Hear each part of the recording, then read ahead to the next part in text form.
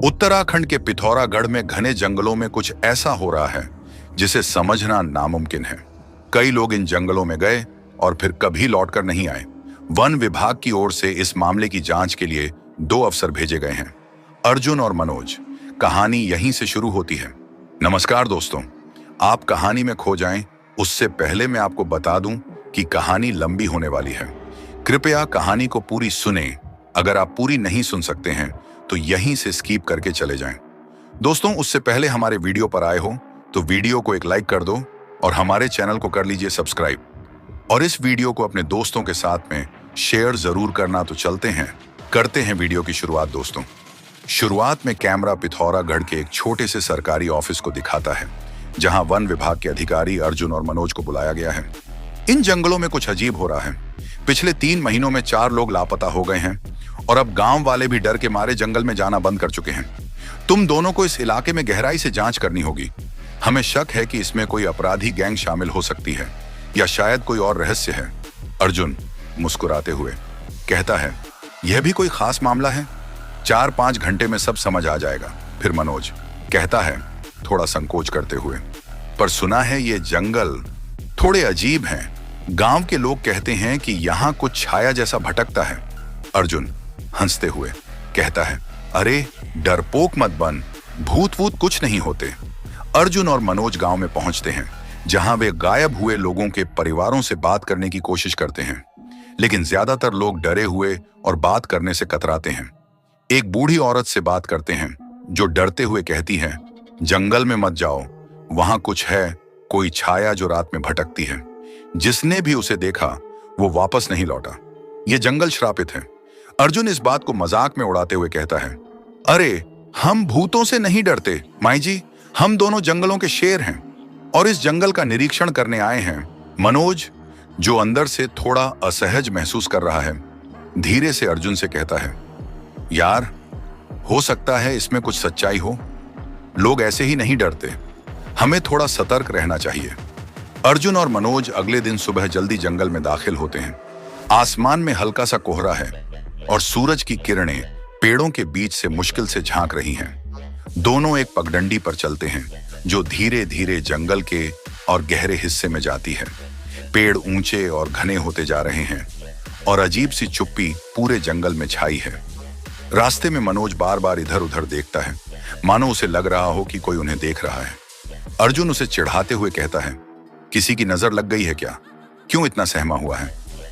मनोज धीरे से, नजर नहीं, मुझे लगता है कोई हमें देख रहा है। अर्जुन उसकी बात पर हंसते हुए कहता है, तू भी कमाल है, जब वापस चलेंगे तब तेरे डर को एक भूतिया कहानी बना दूंगा। थोड़ी देर बाद चलते चलते अर्जुन और मनोज को रास्ते में एक पुराना टूटा हुआ बोर्ड मिलता है जिस पर लिखा है, सावधान, आगे खतरा है। अर्जुन इसे मजाक समझकर बोर्ड को नीचे गिरा देता है, लेकिन तभी हवा अचानक थम जाती है। पेड़ों की पत्तियां भी हिलना बंद कर देती हैं। मनोज अजीब सा महसूस करता है और कहता है, यार अर्जुन, कुछ गड़बड़ है, ये जगह ठीक नहीं लग रही। अर्जुन, अब बस भी कर, जंगल है, यहाँ हवा कभी तेज चलती है तो कभी थम जाती है, ये सब तेरा वहम है। शाम होते होते वे दोनों एक पुरानी चौकी तक पहुंचते हैं जो अब खंडहर बन चुकी है। यह चौकी कभी वन विभाग के कर्मचारियों के लिए बनाई गई थी, लेकिन कई सालों से वीरान पड़ी है। मनोज, यहां रात बिताने का इरादा है? अर्जुन हंसते हुए, क्यों नहीं, यहां रुकेंगे, फिर सुबह आगे बढ़ेंगे। दोनों चौकी के अंदर घुसते हैं। अंदर का माहौल अजीब और ठंडा है, मानो यह जगह सालों से किसी ने इस्तेमाल न की हो। दीवारों पर जाले लगे हुए हैं और फर्श पर धूल की मोटी परत है। जैसे ही वे रात बिताने की तैयारी करते हैं, दरवाजे के पास कुछ अजीब आवाजें सुनाई देती हैं। अर्जुन और मनोज एक दूसरे की ओर चौंक कर देखते हैं। कैमरा धीरे धीरे दरवाजे की ओर झूम करता है, मानो वहां कोई छिपा हो। तभी अचानक कट, पहला हिस्सा यहीं समाप्त होता है। अर्जुन और मनोज जंगल के बीच खंडहर चौकी में रात बिताने की तैयारी कर रहे हैं, लेकिन रात का अंधेरा अपने साथ कुछ ऐसा लेकर आता है जिसे न वे नजरअंदाज कर सकते हैं और न ही समझ सकते हैं। डर और रहस्य अब अपनी जड़ें जमाना शुरू करते हैं। चौकी के अंदर रात गहरा रही है, बाहर की हवा रुक गई है और जंगल भयानक सन्नाटे में डूबा है। अर्जुन और मनोज एक छोटा अलाव जलाते हैं। लेकिन तापमान तेजी से गिर रहा है। अर्जुन आराम से लेटते हुए, बस कुछ घंटे और सुबह होते ही ये मामला खत्म। ये लोग बेवजह डरते हैं। मनोज अलाव के पास सिकुड़ते हुए, पता नहीं यार, इस जगह का माहौल कुछ अजीब है। ऐसा लग रहा है कि हम यहाँ अकेले नहीं हैं। अर्जुन उसे फिर से मजाक में लेता है, लेकिन इस बार उसकी आवाज में भी थोड़ा बेचैनी है। आधी रात के करीब मनोज की आंख अचानक खुल जाती है। उसे महसूस होता है कि कोई बाहर चल रहा है। कदमों की धीमी आवाजें। मनोज अपने आप को समझाने की कोशिश करता है कि यह जानवर हो सकता है, लेकिन आवाजें धीरे धीरे चौकी के दरवाजे के पास आकर रुक जाती हैं। मनोज धीरे से अलाव की रोशनी में अर्जुन को झकझोरता है और कहता है, उठ अर्जुन, कोई बाहर है। अर्जुन पहले तो उठने में झल्लाता है, लेकिन जब दोनों ध्यान से सुनते हैं तो सच में दरवाजे के पास हल्की सरसराहट सुनाई देती है, मानो कोई बाहर खड़ा हो और अंदर झांक रहा हो। अर्जुन उठकर दरवाजा खोलने के लिए बढ़ता है, लेकिन मनोज उसे रोक लेता है। नहीं, मत खोल, मुझे नहीं लगता ये कोई इंसान है। अर्जुन उसे घूरता है और कहता है, डरपोक मत बन, देखता हूं कौन है। अर्जुन दरवाजा खोलता है, लेकिन बाहर कोई नहीं है। केवल पेड़ हिलते हुए दिख रहे हैं, लेकिन कोई हवा नहीं चल रही। जैसे ही वे दरवाजा बंद करने लगते हैं, खिड़की पर सफेद साड़ी में एक औरत का साया दिखाई देता है। मनोज का चेहरा सफेद पड़ जाता है और वह बमुश्किल कह पाता है, देख वो। लेकिन जैसे ही अर्जुन खिड़की की ओर देखता है, साया गायब हो जाता है। अर्जुन को लगता है कि मनोज का वहम है, लेकिन अब वह भी थोड़ा असहज महसूस करता है। किसी तरह दोनों वापस सोने की कोशिश करते हैं, लेकिन रात के बीच में मनोज एक अजीब सपना देखता है। वह खुद को जंगल के बीचों बीच पाता है। उसके चारों ओर धुंध फैली है। तभी वह एक औरत की करुणामय आवाज सुनता है, जो उसे पुकार रही है, मुझे मत छोड़ो, मुझे यहाँ अकेला मत छोड़ो। औरत की आवाज इतनी वेदना से भरी है कि मनोज का दिल दहल जाता है। अचानक वह देखता है कि वही सफेद साड़ी वाली औरत उसके सामने खड़ी है, लेकिन उसका चेहरा धुंधला है। मनोज चौंक कर उठ जाता है। उसका पूरा शरीर पसीने से भीगा है। वह अर्जुन को उठाता है और कहता है, अर्जुन, हमें यहां से निकलना चाहिए। मैंने उसे देखा, यह सपना नहीं था। अर्जुन झल्ला कर कहता है, क्या बकवास कर रहा है, यह सब तेरे दिमाग का खेल है। सो जा, सुबह चलते हैं। अभी दोनों ठीक से सो भी नहीं पाए थे कि अलाव अचानक अपने आप बुझ जाता है और चौकी के दरवाजे से ची ची की आवाज के साथ हल्का सा खुलने का आभास होता है। मनोज की धड़कनें तेज हो जाती हैं। वह अर्जुन से कहता है, अब भी कह रहा है ये सब वहम है। अर्जुन को भी अब कुछ गड़बड़ महसूस होता है। वह कहता है, ये जंगल में कुछ तो गड़बड़ है, शायद कोई जानवर हमारे आसपास घूम रहा है। दोनों के मन में अब डर घर कर चुका है। वे चौकी के अंदर बैठकर रात गुजारने की कोशिश करते हैं, लेकिन अदृश्य ताकतों का असर बढ़ता जा रहा है। जैसे ही दोनों एक दूसरे से कुछ कहने की कोशिश करते हैं, उन्हें दरवाजे के बाहर से फिर से हल्की पदचाप सुनाई देती है। अर्जुन इस बार दरवाजे के पास जाता है और पूरी ताकत से उसे खोल देता है, लेकिन वहां कोई नहीं है। अर्जुन का आत्मविश्वास अब टूटने लगता है। वह कहता है, शायद हमें इस मिशन को यहीं छोड़ देना चाहिए। सुबह होते ही वापस चलते हैं। मनोज सहमति में सिर हिलाता है, लेकिन दोनों के मन में यह सवाल उठता है, क्या सुबह होने तक वे यहां सुरक्षित रह पाएंगे? अर्जुन और मनोज को अगले दिन जंगल के गहरे हिस्से में कुछ अजीब निशान और खून से सने कपड़े मिलते हैं। अब कहानी और रहस्यमय हो जाती है और उन्हें समझ में आता है कि ये सिर्फ जानवरों या इंसानों का मामला नहीं है। कुछ अलौकिक ताकतें भी इस खेल में शामिल हैं। जैसे ही सुबह होती है, अर्जुन और मनोज तुरंत चौकी से निकलने का निर्णय लेते हैं। कोहरा अभी भी घना है और सूरज की रोशनी बहुत कमजोर दिख रही है। मनोज, यहां से जल्दी निकलना ही सही है, यह जंगल हमें जिंदा नहीं छोड़ेगा। अर्जुन धीरे से, मैं भी ऐसा ही सोच रहा हूं, लेकिन इन लापता लोगों के साथ क्या हुआ, इसका जवाब भी हमें ढूंढना होगा। दोनों पगडंडी के रास्ते वापस लौटने की कोशिश करते हैं, लेकिन रास्ते में उन्हें महसूस होता है कि वे बार बार एक ही जगह पर घूमकर वापस आ रहे हैं। मनोज, ये कैसे हो सकता है? हम तो सही रास्ते पर चल रहे थे। अर्जुन का आत्मविश्वास अब डगमगाने लगता है। ये जंगल हमें खेल दिखा रहा है, यहाँ कुछ अजीब है। चलते चलते दोनों को जमीन पर खून के धब्बे दिखाई देते हैं। ये ताजे नहीं, लेकिन सूख चुके हैं और आगे की ओर किसी गहरे हिस्से में ले जा रहे हैं। अर्जुन और मनोज के मन में उलझन है। क्या ये खून उन्हीं लापता लोगों का है जिन्हें ढूंढने वे यहाँ आए थे? अर्जुन कहता है, हमें इस खून का पीछा करना होगा, हो सकता है यह हमें किसी सुराग तक ले जाए। मनोज हिचकिचाते हुए कहता है, क्या हम सही कर रहे हैं? अगर ये किसी जानवर का नहीं बल्कि किसी अलौकिक ताकत का खेल है। अर्जुन उसे भरोसा दिलाने की कोशिश करता है, लेकिन अब उसके चेहरे पर भी डर साफ नजर आने लगा है। खून के निशान उन्हें एक छिपी हुई जगह तक ले जाते हैं। वहां एक पुराना और वीरान शिव मंदिर दिखाई देता है, जो पेड़ों और झाड़ियों से ढका हुआ है। मंदिर के चारों ओर अजीब सी नक्काशी है, ऐसी आकृतियां जो इंसानों और जानवरों के बीच के अजीब जीवों को दर्शाती हैं। मनोज, यह मंदिर तो नक्शे में भी नहीं था, और इन मूर्तियों का मतलब क्या है?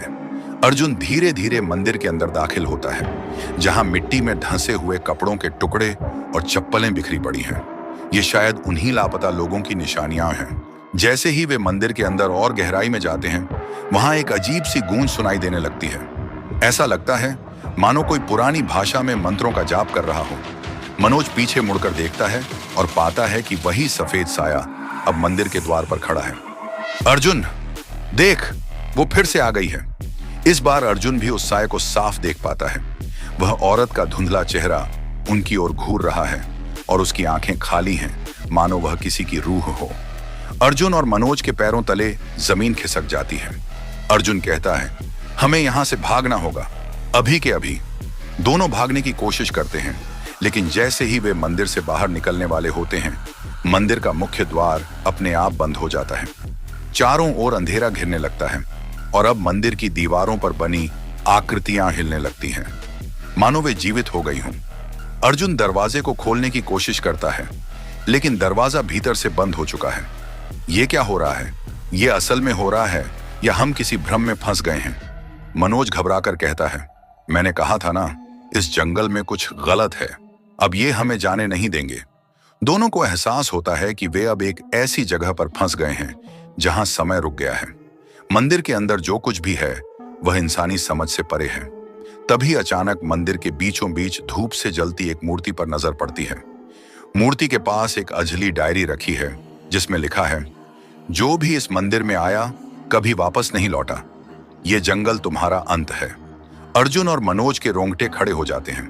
अर्जुन कहता है, हमें यहां से निकलने का कोई और रास्ता ढूंढना होगा, नहीं तो हम भी इन्हीं में से एक बन जाएंगे। अर्जुन और मनोज मंदिर में छिपे सुरंगों का पता लगाते हैं, लेकिन हर सुरंग उन्हें और गहरे रहस्यों में ले जाती है। इस जंगल की अलौकिक शक्तियां अब पूरी तरह जाग चुकी हैं। क्या वे दोनों इस श्रापित जंगल से जिंदा निकल पाएंगे, या ये उनका आखिरी मिशन साबित होगा? अर्जुन और मनोज अब समझ चुके हैं कि यह सिर्फ एक लापता लोगों का मामला नहीं, बल्कि जंगल में छिपी एक प्राचीन और भयानक ताकत का खेल है।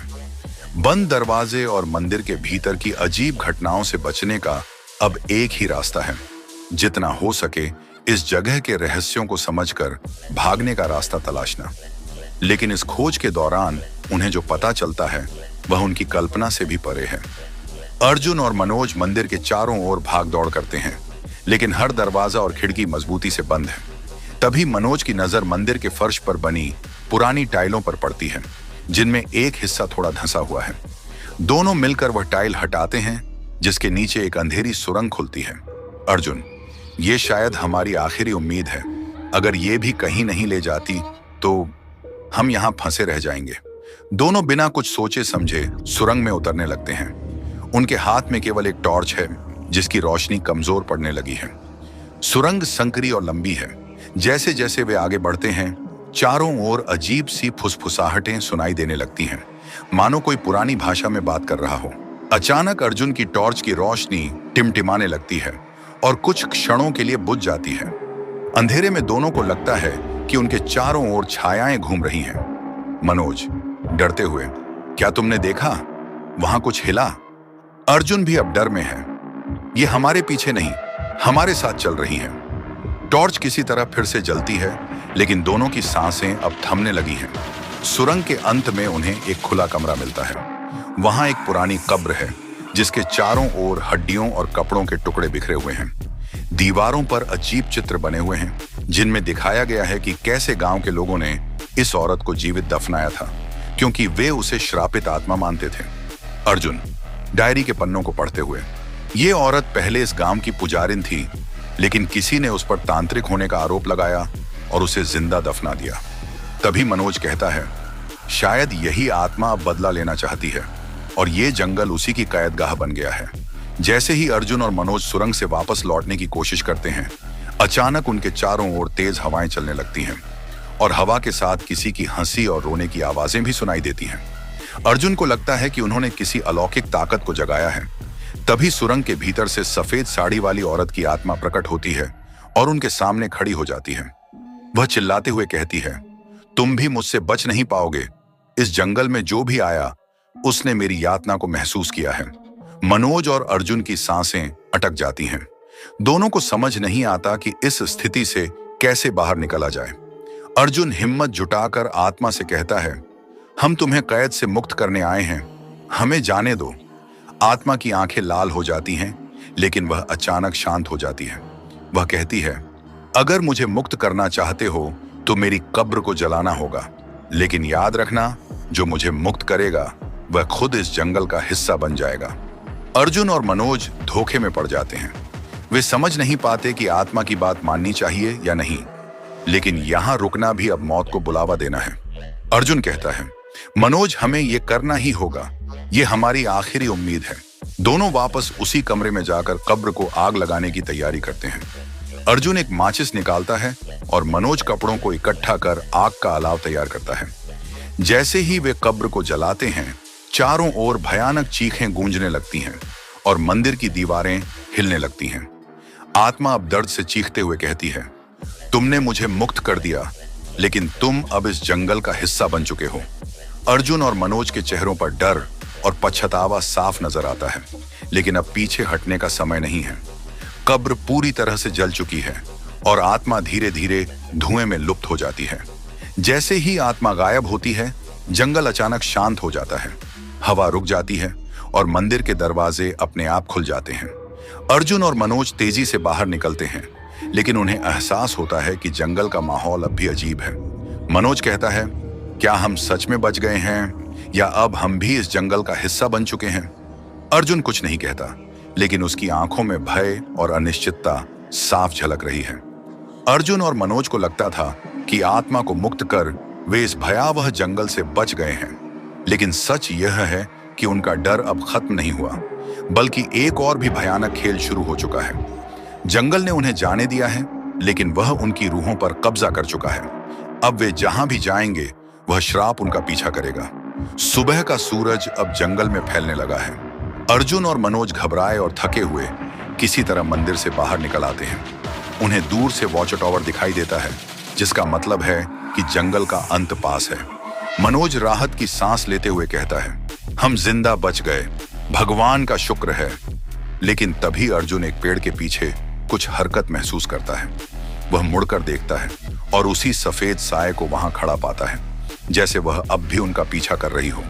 अर्जुन अपने आप से बड़बड़ाता है, ये खत्म नहीं हुआ, ये आत्मा अब भी हमारे साथ है। दोनों किसी तरह वॉच टावर तक पहुंचते हैं और वहीं कुछ देर आराम करने का फैसला करते हैं। वॉच टावर पर पहुंचने के बाद वे एक रेडियो सेट चालू करने की कोशिश करते हैं, लेकिन रेडियो से केवल भयानक फुसफुसाहटें सुनाई देती हैं। तुम मुझसे नहीं बच सकते, तुम मुझसे नहीं बच सकते। अचानक मनोज को खून से सने अपने हाथ दिखाई देने लगते हैं। वह चीखते हुए अर्जुन से कहता है, अर्जुन, मेरे हाथ, ये खून कहां से आया? अर्जुन की भी हालत अब खराब होने लगती है। उसे हर जगह भूतिया चेहरे नजर आ रहे हैं जो घूरते हुए मुस्कुरा रहे हैं। अर्जुन और मनोज वॉच टावर से निकलकर बेस कैंप जाने की कोशिश करते हैं, लेकिन रास्ता फिर से बदलने लगता है। उन्हें एहसास होता है कि वे चाहे कितनी भी कोशिश करें, जंगल उन्हें बाहर नहीं जाने देगा। मनोज कहता है, हम यहां से कभी बाहर नहीं निकल सकते, ये जंगल हमें अपना हिस्सा बना चुका है। अचानक चारों ओर से पैरों की आहटें सुनाई देने लगती हैं। पेड़ों के पीछे से छायाएं प्रकट होती हैं, जो धीरे धीरे उनके करीब आ रही हैं। ये वही लोग हैं जो पहले इस जंगल में लापता हुए थे। अब उनकी आत्माएं भी इस जंगल का हिस्सा बन चुकी हैं। अर्जुन अपनी घड़ी देखता है और उसे पता चलता है कि घड़ी की सुइयां वहीं की वहीं अटकी हैं। समय यहां रुक गया है, हम अब कभी भी इस दुनिया में वापस नहीं जा पाएंगे। मनोज अब घबराहट में जोर से चीखने लगता है, नहीं, हमें यहां से निकलना ही होगा। दोनों भागते हैं, लेकिन हर रास्ता उन्हें उसी मंदिर के पास ले आता है। मानो जंगल उन्हें यह दिखाना चाहता है कि कोई भाग नहीं सकता। भागते भागते अचानक अर्जुन मुड़कर देखता है और पाता है कि मनोज गायब हो चुका है। अर्जुन पागलों की तरह उसे आवाज देता है, मनोज, कहां हो? जवाब दो। तभी एक भारी आवाज उसके कानों में गूंजती है, वह अब मेरा है, जैसे तुम भी जल्द ही मेरे हो जाओगे। अर्जुन बदहवास होकर चारों ओर दौड़ता है, लेकिन हर बार उसे मनोज की परछाई दिखाई देती है, जो पेड़ों के बीच से उसे खामोशी से घूर रही है। अर्जुन अब समझ चुका है कि वह इस जंगल का हिस्सा बन चुका है। वह थक कर एक पेड़ के नीचे बैठ जाता है और धीरे धीरे उसके चारों ओर अंधेरा घिरने लगता है। उसकी आंखों के सामने अजीब सी छवियां उभरने लगती हैं। मनोज का चेहरा, मंदिर का दृश्य और उस आत्मा की भयावह हंसी। अर्जुन खुद से कहता है, शायद यही मेरा अंत है, या शायद मैं अब इस जंगल में हमेशा के लिए जीने वाला हूं। उसकी आंखें धीरे धीरे बंद होने लगती हैं और आखिरी चीज जो वह देखता है वह है सफेद साए का चेहरा, जो उसके बेहद करीब आ चुका है। अगले दिन एक विभाग की एक और टीम जंगल में अर्जुन और मनोज की तलाश में आती है। टीम के लोग वॉकी टॉकी पर अजीब सिग्नल्स पकड़ते हैं, जिनमें अर्जुन और मनोज की आवाजें अब भी सुनाई देती हैं। हमें बचाओ, ये जंगल हमें खा रहा है। टीम का प्रमुख कहता है, ये आवाजें तो उन्हीं की हैं, लेकिन वे लोग गए तो हफ्तों पहले थे। तभी टीम को जंगल में वही सफेद साया दिखाई देता है, लेकिन अब वह और भी शक्तिशाली और भयावह दिखती है, जैसे उसने अर्जुन और मनोज की आत्माओं को अपने साथ मिला लिया हो। नया शिकार अब जंगल के रहस्यों में फंसने वाला है। अर्जुन और मनोज की आत्माएं अब उसी भूतिया खेल का हिस्सा बन चुकी हैं, और जो कोई भी इस जंगल में कदम रखेगा उसका भी यही अंजाम होगा। क्या कोई इस चक्र को तोड़ पाएगा, या यह जंगल हमेशा के लिए श्रापित रहेगा? जंगल से बाहर निकलने के बाद अर्जुन और मनोज को महसूस होता है कि उनके साथ अजीब घटनाएं अब भी हो रही हैं। क्या आत्मा ने सच में उन्हें छोड़ दिया, या उसने कोई नया खेल शुरू किया है? अर्जुन के गायब होने और मनोज के फंसने के बाद अब जंगल में एक नया खेल शुरू हो चुका है। जो भी इस जंगल में आता है वह इसका हिस्सा बन जाता है।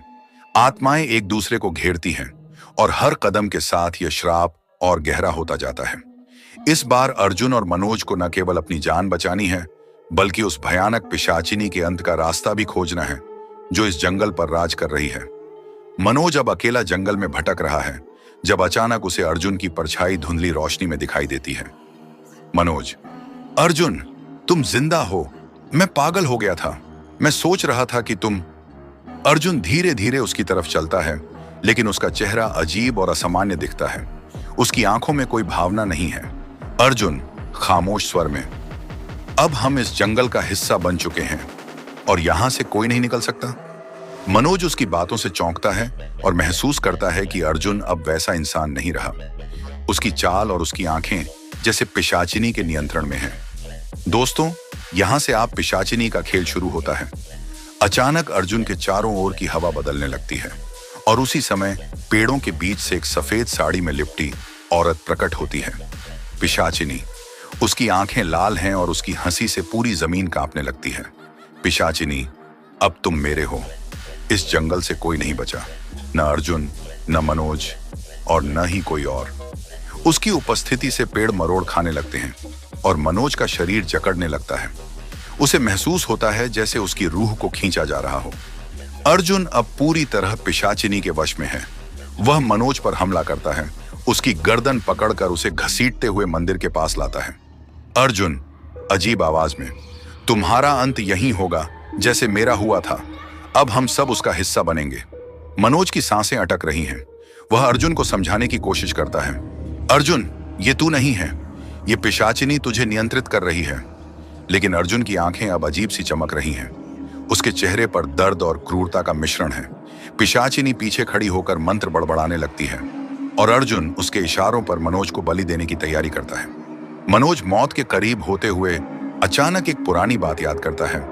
डायरी में लिखा था कि पिशाचिनी की ताकत यादों से जुड़ी हुई है। वह उन आत्माओं को अपने वश में कर लेती है जो डर और पछतावे में जीती हैं।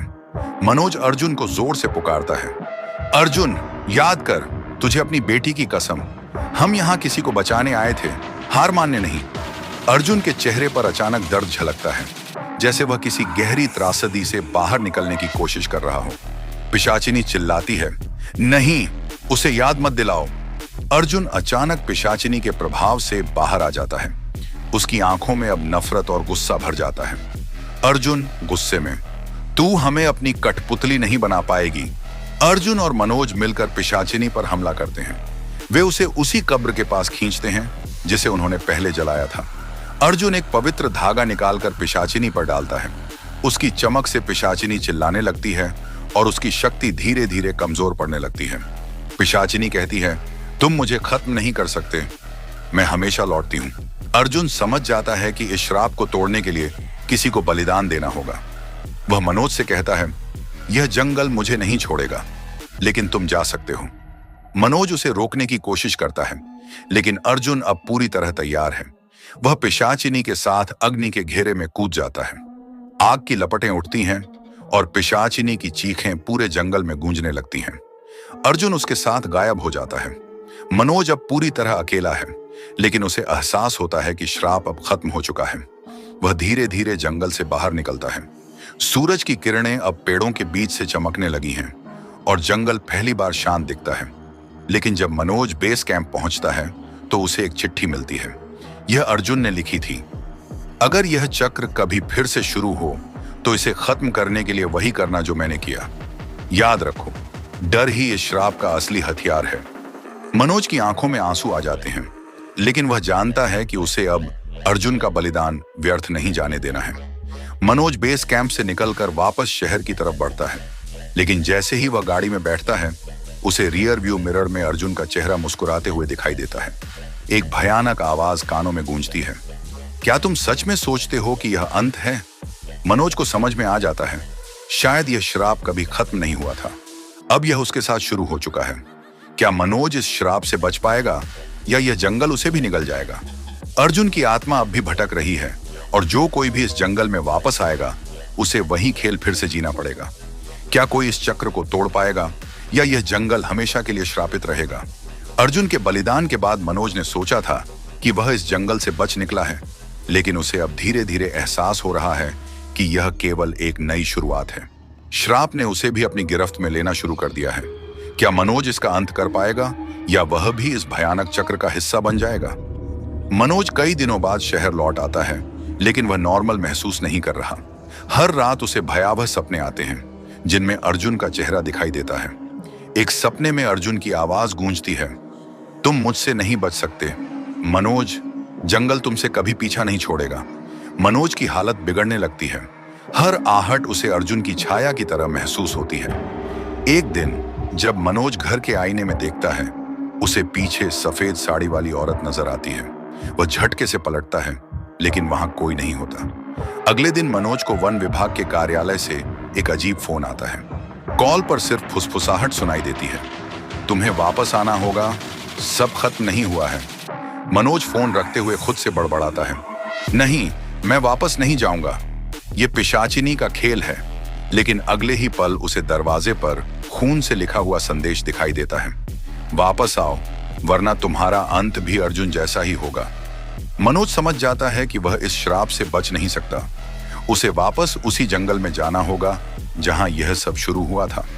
वह डरते डरते अपना बैग पैक करता है और फिर से वन विभाग की गाड़ी लेकर जंगल की ओर निकल पड़ता है। रास्ते भर उसे अजीब चीजें महसूस होती हैं, पेड़ जैसे उसकी आंखों से देख रहे हों और हवा में फुसफुसाहटें गूंज रही हो। जैसे ही मनोज जंगल में कदम रखता है, उसे लगता है कि यह वही जगह नहीं है। पेड़ सूख चुके हैं, मिट्टी से अजीब बदबू आ रही है और हर चीज मानो मौत की निशानी बन चुकी है। अचानक मनोज को अर्जुन की छाया दिखाई देती है, जो धीरे धीरे उसकी ओर बढ़ रही है। तुम क्यों लौटे? ये जंगल किसी को नहीं छोड़ता, अब तुम हमेशा के लिए हमारे साथ रहोगे। मनोज भागने की कोशिश करता है, लेकिन हर रास्ता उसे उसी पुराने मंदिर के पास ले आता है। मनोज मंदिर के अंदर घुसता है, जहां उसे अर्जुन का भयावह चेहरा दिखाई देता है। उसकी आंखें अब भी भूख और पिशाचिनी की लालसा से भरी हैं। अर्जुन धीरे धीरे बोलता है, अब तुझे समझ में आया, हम इस श्राप से कभी नहीं बच सकते। तभी पिशाचिनी फिर से प्रकट होती है और उसकी हंसी से पूरा जंगल कांपने लगता है। तुम दोनों अब मेरे हो और कोई इस जंगल से जिंदा बाहर नहीं जा पाएगा। पिशाचिनी अब मनोज पर आखिरी हमला करने वाली है, लेकिन तभी मनोज को अर्जुन के आखिरी शब्द याद आते हैं। डर इस श्राप का असली हथियार है। इसे तोड़ने के लिए डर को हराना होगा। मनोज अपने डर का सामना करने का संकल्प करता है। वह जोर से चिल्लाता है, मैं तुझसे नहीं डरता, तू मेरा कुछ नहीं बिगाड़ सकती। अचानक पिशाचिनी कमजोर होने लगती है। उसकी हंसी धीमी पड़ती है और वह धीरे धीरे गायब होने लगती है। अर्जुन की आत्मा भी पिशाचिनी के साथ शांत हो जाती है, लेकिन उसकी अंतिम नजरें मनोज से कहती हैं, यह श्राप केवल तब तक खत्म रहेगा जब तक कोई नया शिकार इसे नहीं छेड़ेगा। मनोज अब पूरी तरह थक चुका है, लेकिन उसे महसूस होता है कि पिशाचिनी का असर खत्म हो गया है। वह धीरे धीरे जंगल से बाहर निकलता है और इस बार रास्ते भी बदलते नहीं हैं। जब वह गाड़ी में बैठता है और इंजन चालू करता है, तो उसे पहली बार सन्नाटा महसूस होता है। कोई फुसफुसाहट नहीं, कोई छाया नहीं। मनोज शहर लौट आता है, लेकिन अब भी हर पल चौकन्ना रहता है। एक रात जब वह घर में आराम से सोफे पर बैठा होता है, उसे वॉकी टॉकी से अर्जुन की आवाज सुनाई देती है, तुम सोचते हो कि यह खत्म हो गया? नहीं मनोज, खेल तो अभी शुरू हुआ है। तभी घर की लाइट्स बंद हो जाती हैं और कमरे में वही सफेद साया प्रकट होता है। पिशाचिनी की आवाज गूंजती है, कोई श्राप हमेशा के लिए नहीं टूटता। अब तुम मेरी कठपुतली हो। श्राप खत्म नहीं हुआ था, यह केवल अगले शिकार का इंतजार कर रहा था। मनोज अब इस खेल का हिस्सा बन चुका है और जो भी उसे बचाने आएगा, उसका भी यही अंजाम होगा। क्या कोई कभी इस जंगल के रहस्य को पूरी तरह से खत्म कर पाएगा, या यह खेल हमेशा चलता रहेगा? दोस्तों, अगर आपको वीडियो पसंद आया हो तो वीडियो को कर दीजिए एक लाइक, हमारे चैनल को कर दीजिए सब्सक्राइब और अगले वीडियो तक करिए इंतजार। मिलते हैं अगले वीडियो में, तब तक के लिए धन्यवाद।